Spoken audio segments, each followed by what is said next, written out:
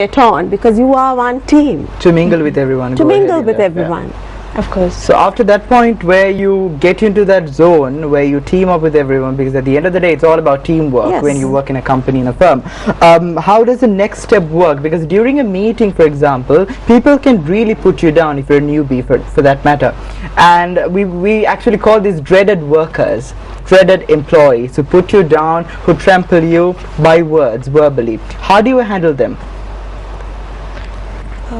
Yeah, Loretta? Yeah, I think if you are very confident about whom you are and what you're going to say and what your opinions are, I don't think they should take it very strongly, because if you're very sensitive, then you're bound to get very demotivated. So it's again on the person. So if you are getting a little bullied, as you say, but if your confidence is at a particular level, I think you can handle it. But at the same time, Roseanne, if we can direct the question to you as well, what if the person who is sort of manipulating you and putting you under a lot of pressure is a senior, who's someone higher up in the hierarchy? How do you react in that sort of situation where you can't exactly go and complain because you're a newbie, but at the same time you feel that this is undermining your performance? Be it a senior or a junior, a lot of people bully another person because of their own insecurity. So first, if you feel that you've been bullied, the question you might want to ask is, why is this person doing it? What's the intention behind this person's behavior? And when you define that, or when you get an insight into why that person is behaving that way, then it's easier to understand the situation. But having said that, it's much more difficult when a boss is bullying you than a subordinate is bullying you. So and sometimes all you need to do maybe is to actually get an appointment and go and talk to him and have a very honest chat with him. Open and honest chat about the areas that you can improve, and you could ask the reasons as to why that person is putting you down, and if there's anything that he or she needs to develop or learn, and that person also should be willing to do that. And I think this is something that is lacking in the organization today. We think humility is a weakness. It's really not. Humility with professionalism is key for leadership, for strong leadership. And I think it's the way you become humble. And sometimes it's just to go and get a photocopy, and that's not a big deal. And I've faced this myself. Some people would say, well, I have a master's. Why would I be getting a photocopy when there are peons here? And that shows that person's attitude. So whatever you do, you should display that sense of humility, of empathy towards others. And I think if you do that, after a period of time, you develop this social skill that people will be more open to you, and vice versa. Of course, and that is very important, isn't it? But we have a very interesting video as well coming up. Banu, you want to tell us what it's all about? It's about the boss. It's about the boss. It's about flirtatious boss that we'll be talking about. So let's check it out, and we'll be back to discuss more about how to face your organization's boss if he is making the wrong moves on you. Watch. This should be interesting. How to deal with a flirtatious boss. He's not exactly demanding sexual favours, but his flirting is getting really gross. What's a girl who likes her job to do?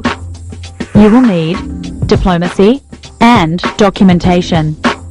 Step 1.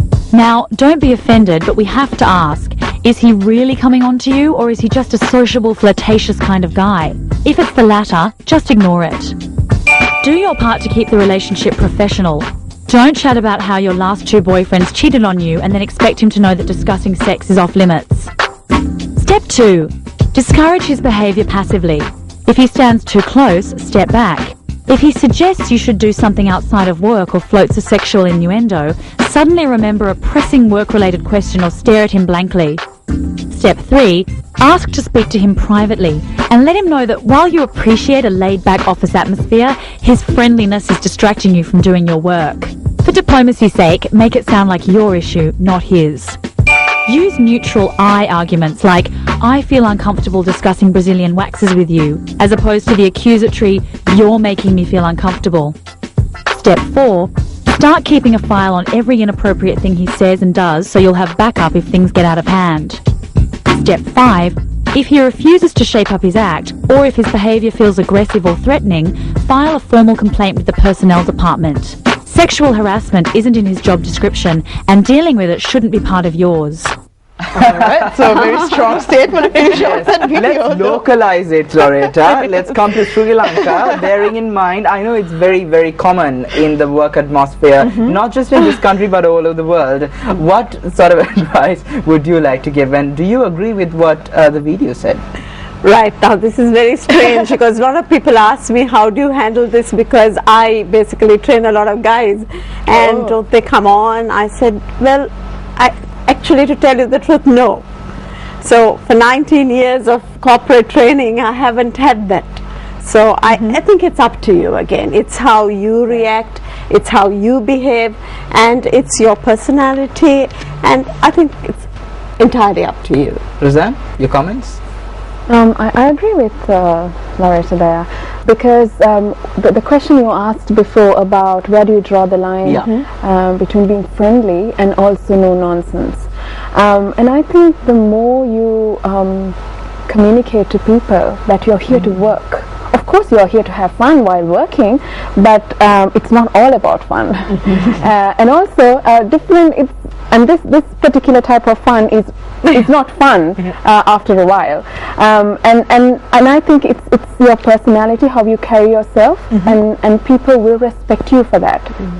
So I think it's a lot to do with building your own personality, your self-esteem, and it's all about fine line. Yeah, exactly what I was going to say. I think that thin line is called professionalism. Amaya? And also, now speaking about being professional, there are instances where you're faced with your colleagues who we can classify them as know-it-alls or think they know it all, but is there any way that you can use them to your advantage, especially the former, the know-it-alls? Is there any way that you can use this type of people who can be very aggressive and in your face sometimes? Can you use them to your advantage, and how do you handle a situation like that? Roseanne?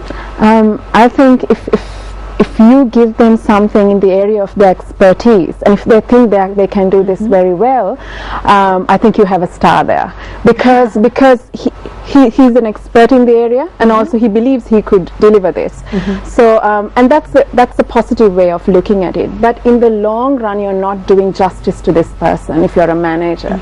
So somewhere down the line you should develop this person to become a better person, so in a way to actually bring this person back to kind of reality, and a good manager can do that. And I always believe there's an enormous amount of power a manager has to develop the employees.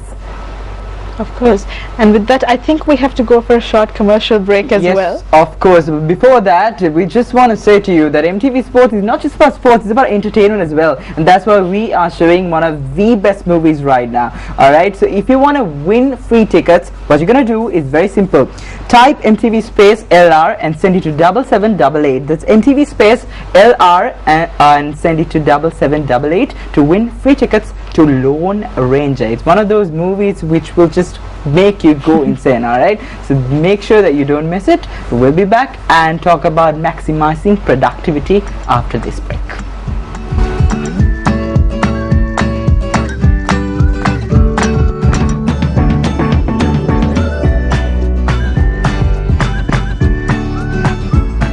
So now we are going into something that we were speaking about in the beginning. Now we spoke about minimizing workforce conflict, but we're going into how you can maximize productivity.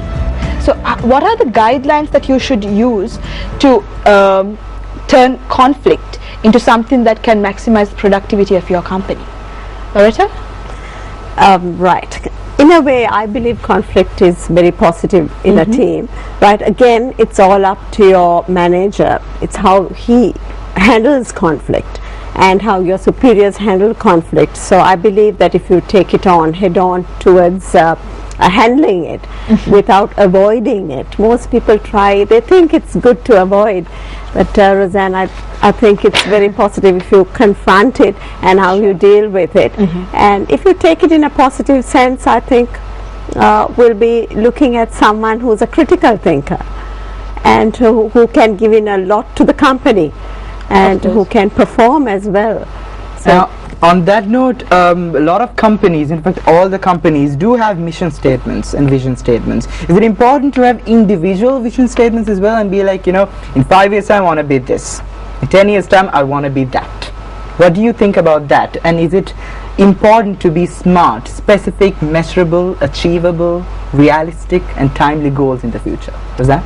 Yes, I love goals personally, but I think goals really give you that opportunity to dream, to visualize, and that actually paves the way for more and more progress in your field or whatever you want to do in life. So I think yes, you need to have a vision and mission statement for your own life. You need to define that for yourself. And in terms of, I take crisis and conflict very positively, because even if you look at history, if you look at countries, if you look at organizations, even if you apply this to your relationship sometimes, after conflict, think about where you were as opposed to where you are now. So conflict is a platform on which you build your life to a different level. So you take conflict in a positive manner, and then you can have something positive later. So you really work towards it for a better future, yeah? For sure. And we talk about creativity, we talk about innovation, but there cannot be creativity and innovation without controversy. True. Of course. If I think all my ideas are the best, there's the creativity involved. But if I lay it on the table and get everybody else to critique it, and that's what Loretta mentioned about critical thinking. critical thinking. For creativity and innovation, critical thinking is really important. So you always have to have a brainstorming session with your employees, and you know, get the best idea out, eliminate the ones who are not good. Yeah, that's right. So controversy and conflict could be good. And yeah, exactly. Even in that situation, conflict is welcome. It's needed for the organization to progress, isn't it? Sure. Of course. And if we take it on a situational basis, but let's say that you're someone who enjoys working in a group, but there are some other people who enjoy working by themselves, and they feel that they're more productive if they don't have a lot of people around them, that they like to work individually. So in an organization, you have so many people working around you, but if you don't like to work in a team, how can you approach your boss and say, look, I'd rather work alone? Is that a good thing to do or a bad thing to do? Loretta? I really think we have an issue there in Sri Lanka, because there's a lot of inhibitions, and most of the people I've trained, they've always told me, you know, I have this brilliant idea, but I could never come up with it because I'm not confident enough about myself and what I feel. So that is a big barrier. Of course. So I've always told them, get back into the team and try and get your self-confidence back, and as she said, to have a vision and a mission for yourself, analyze yourself and understand who you are and get more confident, and then try and talk with the team.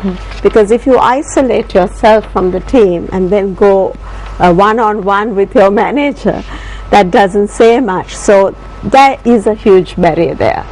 Of course.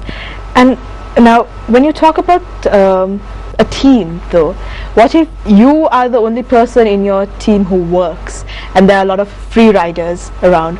How do you manage that situation so that you're not the only person doing all of the work but the entire team gets the credit? How do you get everyone out of their shells and get everyone involved, get them to put in their thoughts and their views? And how do you lead a team if your co-workers are not exactly cooperating? Roseanne? I think as a manager, you